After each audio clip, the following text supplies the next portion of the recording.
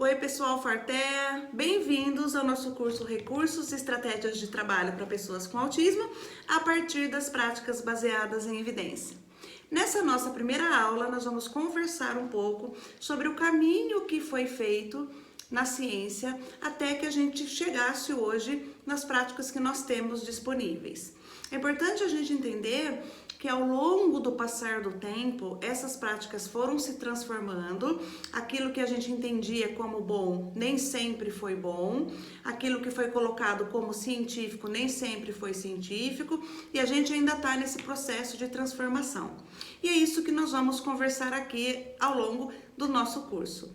Nós vamos ter um conteúdo teórico prático, então parte do nosso curso ele é teórico, nós vamos conversar sobre o que está na fundamentação científica de algumas estratégias e mais para o final nós vamos mostrar como é que essas estratégias podem acontecer aí onde você trabalhar ou na sua residência, até para você que é pai, poder conversar na mesma altura dos profissionais que estão atendendo ou que atenderão o seu filho ou a sua filha.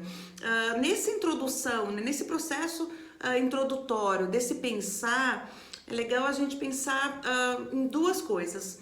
O que é que nós vamos fazer aqui e o que é que eu, enquanto professora, espero que você faça quando você termine esse curso.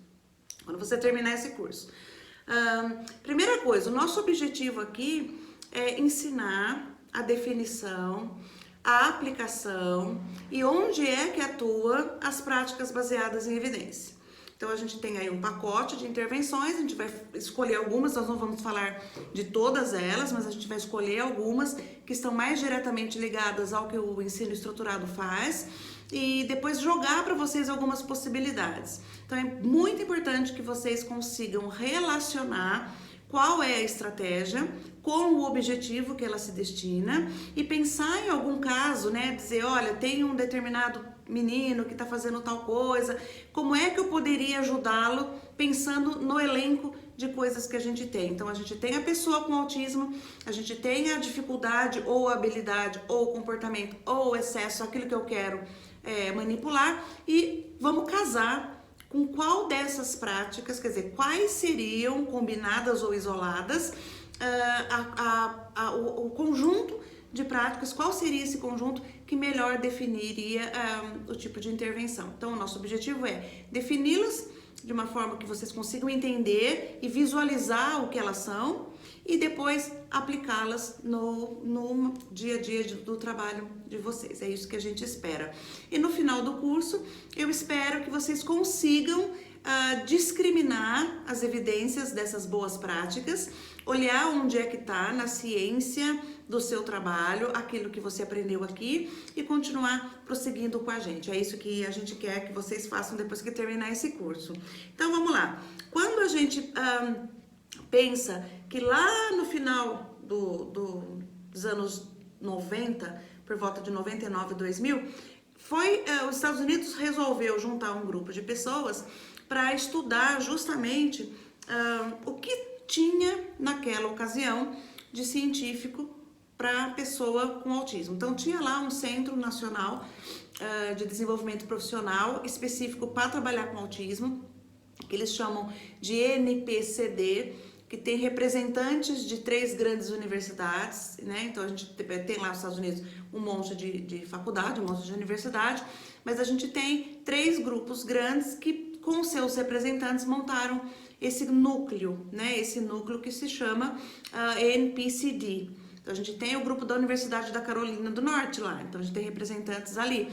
A gente tem California Davis e a gente tem Wisconsin, que também ajuda a montar esse pacote de pesquisadores e cientistas.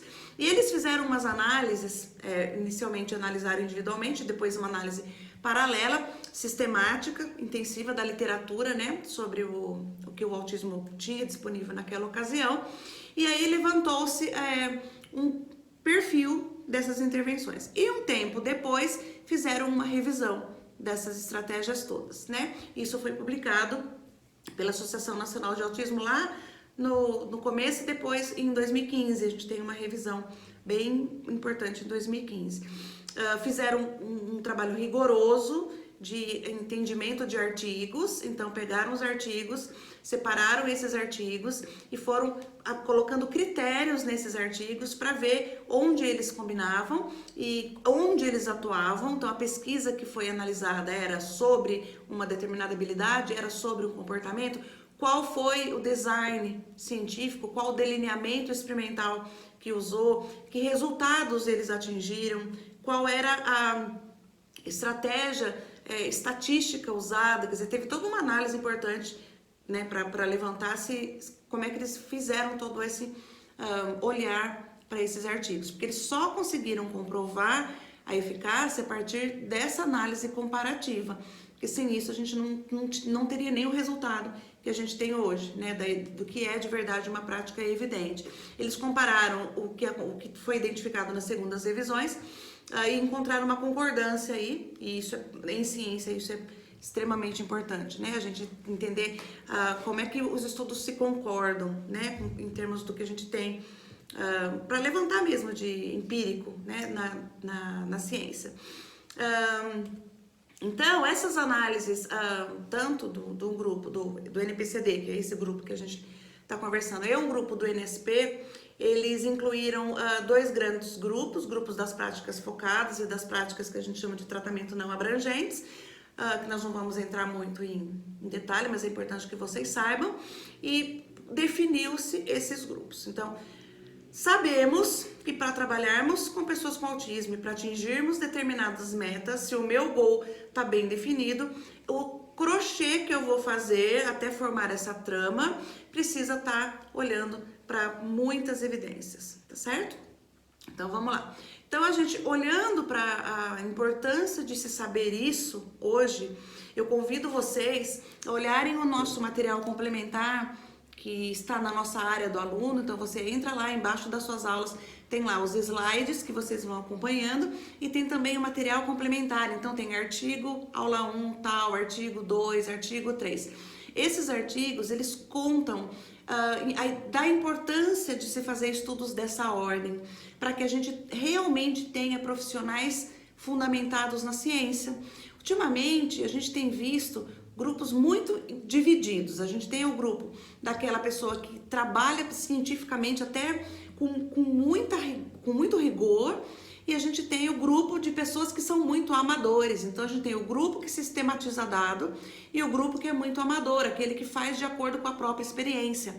Esse grupo que está fazendo, que está trabalhando, que está clinicando a partir da própria experiência, é um grupo que muito nos preocupa hoje, porque um pai não vai destinar o seu filho, a intervenção do seu filho, para um profissional que não tem esse controle sobre a estratégia que está sendo feita. Então, o que eu sugiro que vocês façam? Leiam o nosso material, que a gente vai introduzir para vocês algumas sugestões de práticas que você pode levar para a escola onde você trabalha, você pode levar para o seu consultório, para as suas instituições. Eu deixo aqui um recado para as pessoas que trabalham em associações, em instituições, especialmente ONGs, que o fato de estar numa associação, o fato de estar numa instituição não filantrópica, ou filantrópica, uma associação de uma forma geral, não significa que a gente pode fazer qualquer coisa só por amor à criança, só por dedicação pessoal, aquela coisa de que quem trabalha com educação especial vai para o céu direto, até pode ir para o céu direto, mas vai para o céu baseado no trabalho que você fez, que foi fundamentado cientificamente. A gente não pode mais esquecer que você tem uma formação. Então vamos imaginar, eu sou psicóloga, eu fiz toda uma formação dentro da abordagem comportamental, vamos citar aqui a minha formação no TEACH, mas o TEACH, por exemplo, ele não forma psicólogos. O TEACH, você vai até lá e ele não está preocupado se você é psicólogo, for no CTO, se você é professor, o que você é, porque ele vai te fundamentar dentro de toda essa bagagem que nós vamos ver aqui, e você aplica na sua atuação, no seu lugar de trabalho, a partir desses recursos. É o que a gente chama de moldura e que aqui no Forte a gente fala recorrentemente. Então é legal que vocês entendam que quanto mais você tornar científico o seu trabalho, mais você vai trazer as pessoas de fora confiantes no que você está fazendo. Então, o nosso maior papel hoje em dia é entender como que eu posso pegar cada pedacinho das evidências, cada procedimento que foi provocado e que a gente sabe que funciona, porque se não funcionaria não estava na evidência, e levar aí para o seu lugar de trabalho. Então, você está no consultório, você tem que trabalhar, ensinar um comportamento que você não está conseguindo, porque é um comportamento muito complexo. O que você vai emprestar? Você tem uma dificuldade, você quer ensinar a criança, por exemplo, a montar um determinado jogo. Como é que você vai fazer? Você vai usar qual delas? Isso é legal, sabe? Porque essas estratégias têm nome, essas estratégias têm estudos. As pessoas fizeram várias pesquisas para ver o efeito delas sobre outras crianças e sobre adultos. Então, essas crianças quando cresceram, ou como é que ficaram, que a gente sabe o efeito disso. Então, eu convido vocês, a partir da nossa primeira aula, que é essa aula inaugural, a seguirem conosco, que agora, na aula 2, que eu já estou chamando, nós vamos, de fato, começar a conversar sobre as práticas baseadas em evidência. Bem-vindos ao nosso curso!